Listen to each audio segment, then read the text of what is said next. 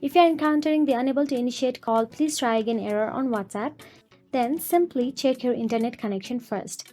A poor or unstable internet connection is often the main cause of this issue.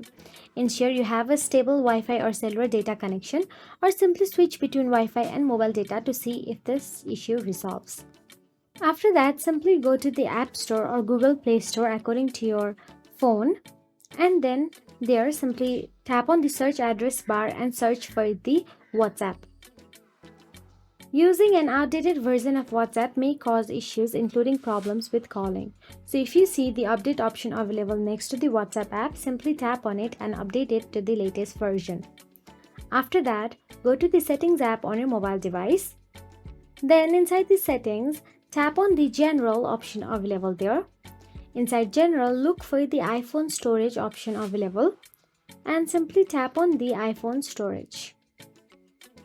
Then inside iPhone storage, you will get to see a long list of apps option available.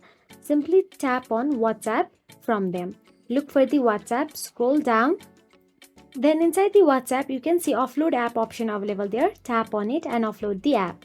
So that is it. If you found this video helpful, please like, share and subscribe, and thank you so much for watching.